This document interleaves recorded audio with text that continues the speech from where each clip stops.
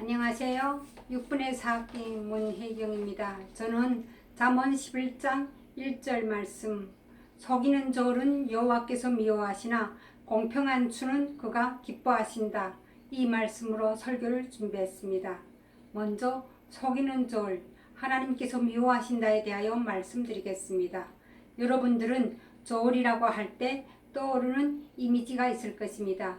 저울은 무게를 측량할 때 사용하는 기구입니다. 고대 사회에서는 곡식이나 돈, 짐승의 털 등 무게를 재기 위하여 저울을 사용하여 왔습니다. 성경에서 저울은 사람이 먹을 음식의 무게를 달아주는데 주로 사용되어 왔음을 우리는 알 수 있습니다. 여러분들도 저울의 사용도에 대하여 잘 알고 있으리라고 생각합니다.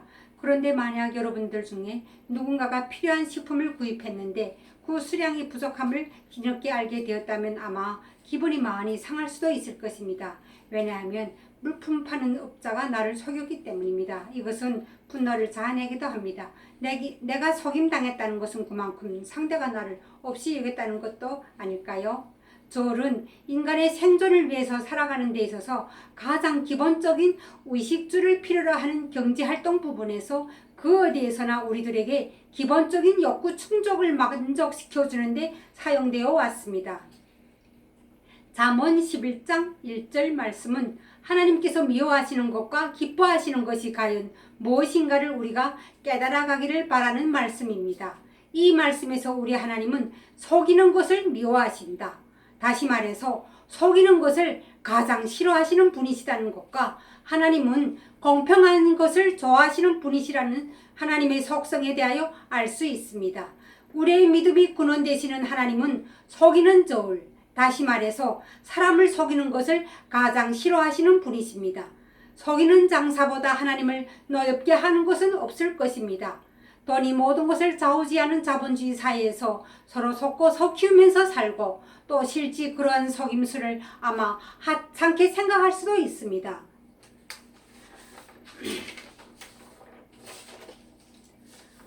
그리고 돈을 버는 데 있어서 그런 것이 죄가 되지 않는다고 생각할지도 모릅니다. 그들은 아마 이것을 자신이 능력껏 돈을 벌어먹는 수단이라고 은근히 자랑스러워 할지도 모릅니다. 그러나 천지 만물을 창조하시고 다스리시는 우리 하나님은 이 모든 것들을 다 꿰뚫어 보고 계시고 있다는 것을 우리는 명심하여야 합니다. 그 장사꾼은 자기 양심의 눈이 이미 어두워졌기 때문에 모든 것을 판단하시는 하나님의 심판의 눈초리가 있다는 것을 자각하지 못했을 뿐입니다. 창조주 하나님을 기쁘시게 하는 것은 공정한 거래입니다. 구약 성경에서 하나님께서 저울 사용법을 말씀하신 이유들을 보겠습니다. 에스겔서에서는 여러 도량형의 저울에 대한 단위들이 많이 적혀 있습니다. 에스겔서 45장 10절 말씀, 현대인의 성경입니다. 너희는 정확한 저울과 대를 사용하라고 말씀하십니다. 레위기 19장 35절 36절에서는 너희는 재판할 때 공정하게 하라. 물건을 사고 팔 때에도 서로 속이지 말며 공정한 도량 형기를 사용해야 한다고 말씀하십니다. 에스겔서에서 하나님은 에바, 밧, 호멜, 게라 등 여러 종류의 도량형에 대하여 말씀하셨습니다. 왜 하나님은 이렇게 많은 종류의 저울에 대하여 말씀하셨을까요? 그것은 하나님의 정의와 공의를 보여주시기 위함입니다. 특별히 지도자들이 정의와 공의를 행하는 것을 하나님은 기뻐하신다는 것을 말씀하시기 위해서입니다.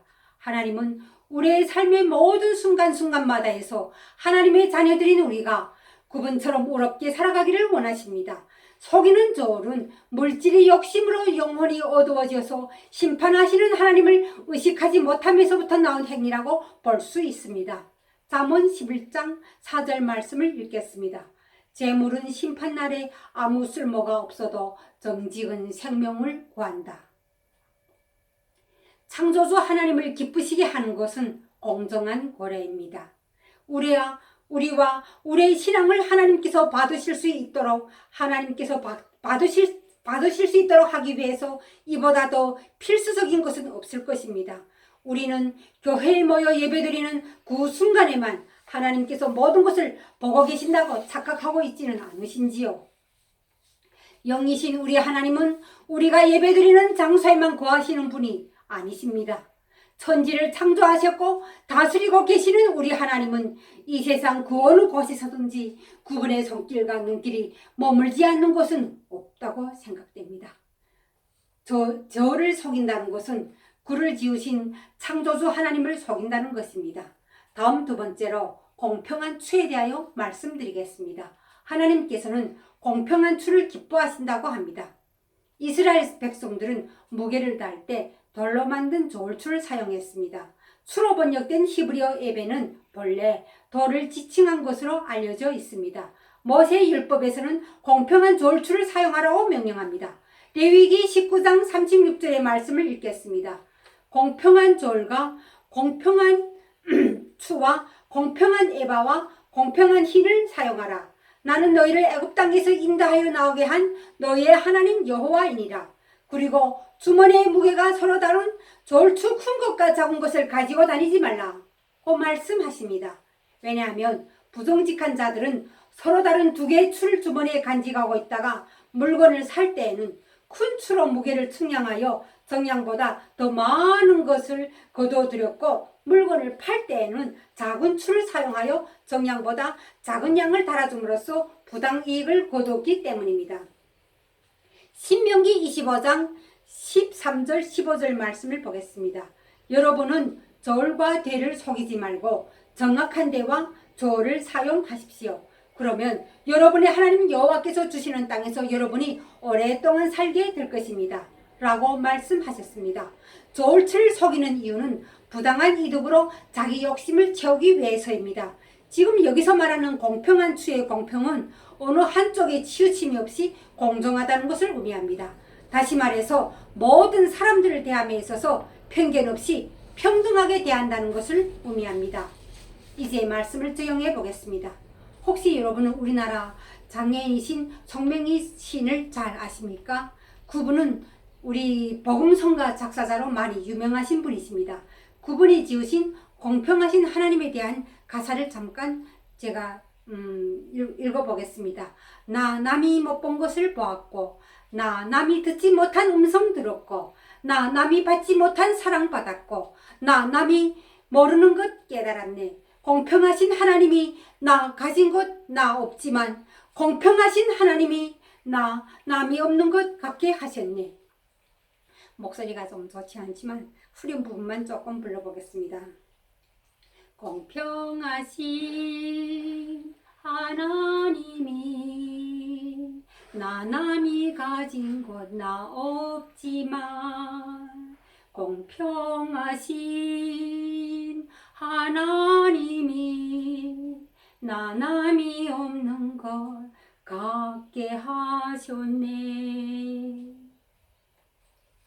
여러분, 우리 하나님은 공평하신 분이십니다.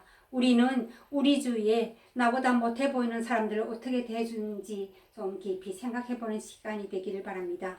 자본이 소유가 능력이 되어 있는 이 사회에서 재물은 인간의 힘이나 능력을 나타내기도 합니다. 그러나 우리 하나님은 공평하신 분이시기에 이렇게 우지할 때라고는 하나님밖에 없는 이 땅의 연약한 지체들에게는 창조주 하나님을 나타내 보여주신 분이십니다. 철로 육종을 쓴 존 번연은 눈썹에 곰팡이가 쓸 정도로 열악한 환경 속에서 살았다고 합니다. 그러나 그분은 우리 기독교 역사에 길이 남을 명작을 남기신 분이십니다. 우리 하나님은 이렇게 공평하신 분이십니다. 재물이 있는 자들에게만 구하는 분이 아니라는 겁니다. 그런데 지금 우리가 신앙생활을 하는 교회에서도 리더라고 하시는 분들이 사람을 있는 자와 없는 자로 차별화해서 대해주는 신뢰들도 가끔 보기도 합니다. 마태복음 25장 34절 36절 말씀에서 예수님 하신 말씀입니다.